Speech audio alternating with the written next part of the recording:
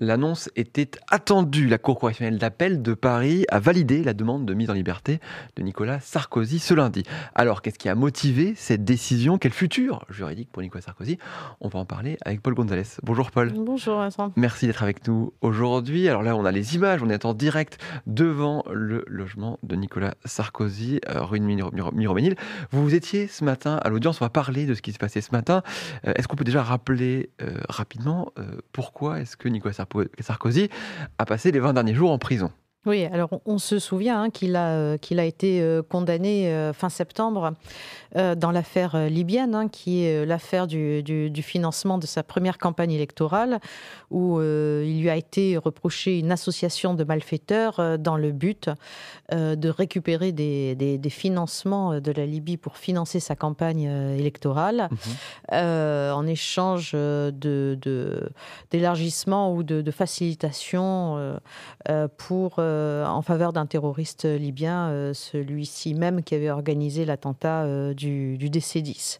On n'a jamais retrouvé ces sommes, on n'a jamais pu remonter à ces sommes, mais le tribunal a estimé qu'il y avait une association de malfaiteurs malgré tout, et donc a condamné Nicolas Sarkozy à une peine extrêmement lourde de 5 ans de prison ferme. Avec mandat de dépôt différé, donc, mais exécution provisoire. Donc c'est ce qui lui a valu, quelques 10 jours plus tard, de se retrouver en détention. Et de passer 20 jours en prison. Ça s'est arrêté aujourd'hui.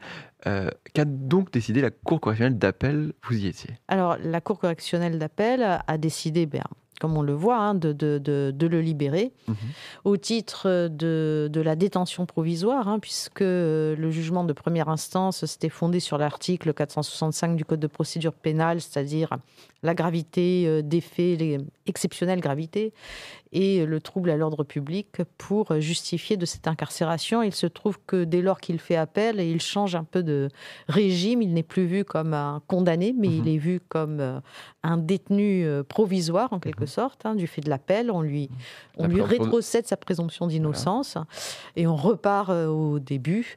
Donc à ce moment-là, s'applique non plus cet article 465 du Code de procédure pénale, mais l'article 144, avec des critères extrêmement précis pour justifier de cette privation de liberté. Et du coup, est-ce que cette décision qui a été rendue aujourd'hui, elle est plutôt logique? On pouvait s'y attendre?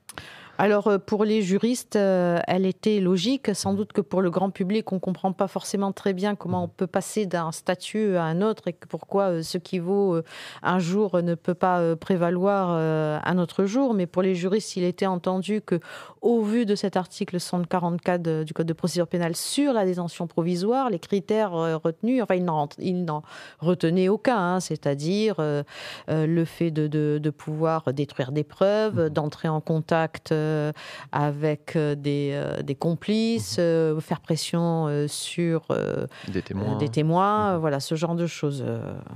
Et que par ailleurs, il justifie d'un domicile, de garantie de représentation, comme on dit. Voilà. De moyens qui lui permettent de vivre normalement et d'être à la disposition aussi de la justice. Et d'ailleurs, la Cour a sorti cette libération d'un contrôle judiciaire. Alors, on en parlera un peu plus tard. Est-ce que cette demande qui a été validée, elle déjuge finalement ce qui a été décidé en première instance, ou finalement, c'est ce que vous m'expliquez, c'est juste pas les mêmes articles qui s'appliquent? Voilà, elle ne déjuge rien du tout en vérité, mais c'est des concepts totalement différents. En première instance, ce qui a été retenu, c'est l'extrême gravité des faits, enfin l'exceptionnelle gravité des faits, le trouble à l'ordre public.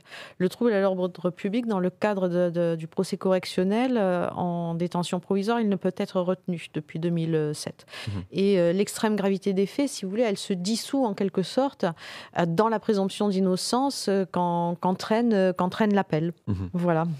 Alors, Nicolas Sarkozy a plaidé sa cause ce matin. Il n'est pas venu directement. Il a plaidé sa cause en visioconférence. Est-ce que vous pouvez nous raconter ce qu'il a dit? Alors, il a fait pas mal de... D'abord, il a répondu à ses juges qui l'ont interrogé notamment sur ses moyens. Il a été beaucoup question d'argent sur ses différentes rémunérations, sa manière de vivre et de gagner ses salaires. Donc ça a été une grosse partie finalement des interrogations.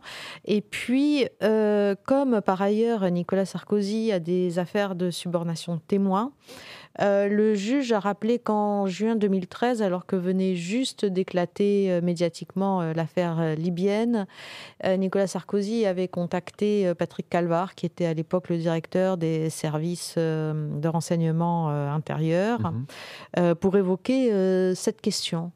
Donc le juge lui a demandé pour quelles raisons, et en gros derrière, en filigrane, ce qu'il y avait, c'était l'idée de... là aussi, de subornation de témoins, de pression, etc. Donc, Nicolas Sarkozy s'est expliqué sur cet échange, disant qu'en fait, il avait téléphoné à Patrick Calvar dans le but de dire que s'il y avait encore une manipulation, il porterait plainte, ce qu'il n'a pas manqué de faire. Mais enfin, bon, l'affaire l'a rattrapé. Et en aucun cas pour faire pression sur ce très haut fonctionnaire. Voilà.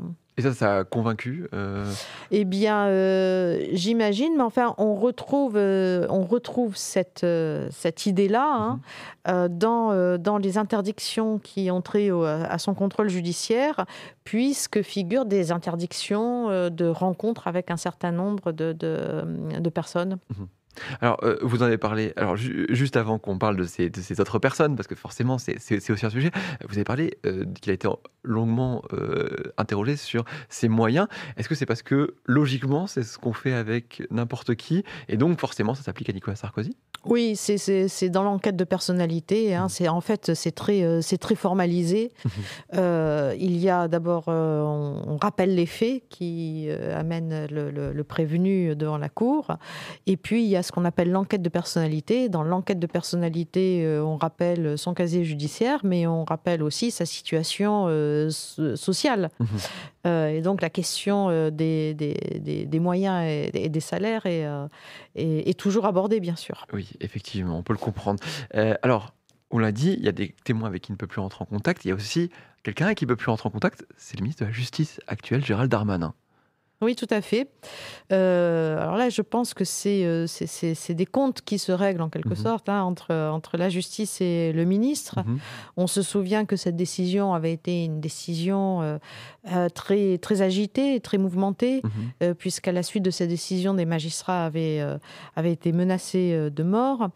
Et dans le même temps que Gérald Darmanin, ministre de la Justice, apportait son soutien à ces magistrats, et il ne cachait pas qu'il irait voir Nicolas Sarkozy. D'abord, il l'a vu à son domicile, puis en détention.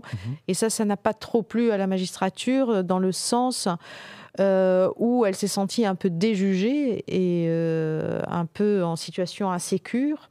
Le procureur, le général près la Cour de cassation, a fait des déclarations évoquant le manque de sérénité que ça allait entraîner pour les suites judiciaires. Et dans ses justifications, la Cour, aujourd'hui, rappelle un peu tout ça, un peu dans des termes identiques.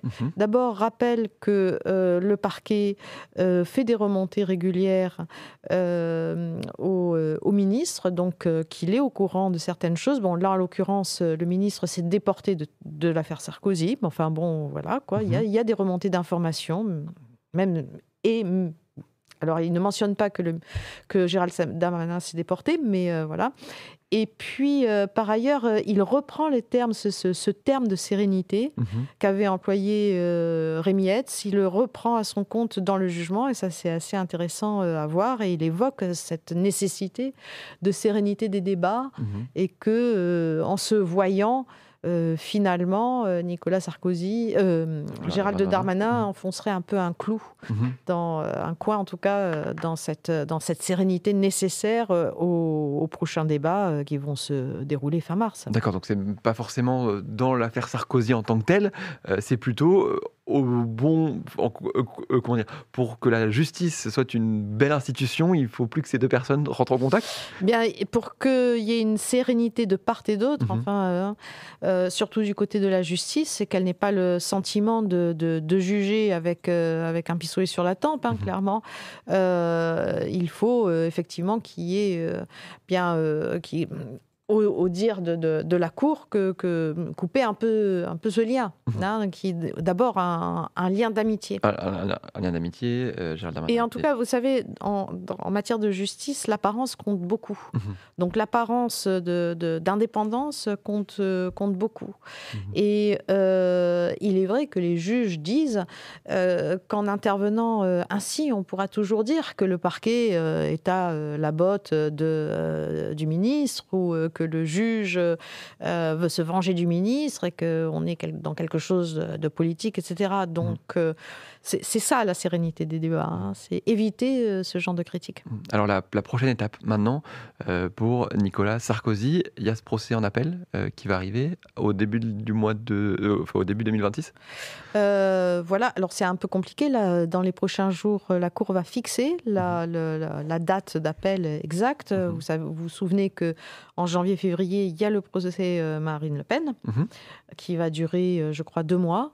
Donc, et puis, il y a quand même des gens qui sont en détention provisoire dans le procès libyen. Donc, mhm.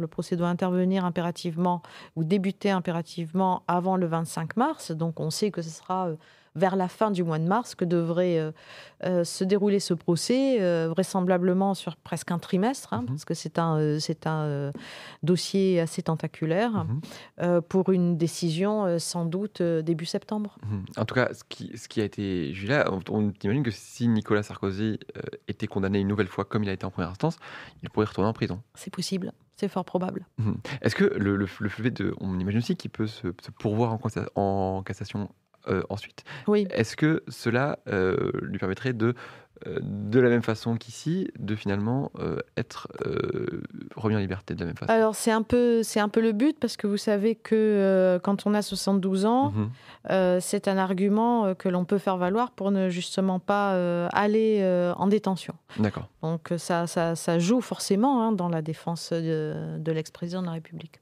Très bien. Merci beaucoup, Paul Gonzalez, en tout Avec cas, plaisir. d'avoir été avec nous aujourd'hui. Merci à vous du Figaro d'avoir été nombreux à nous suivre. Moi, je vous dis à bientôt sur le Figaro et on vous laisse avec ces images en direct devant le logement de Nicolas Sarkozy.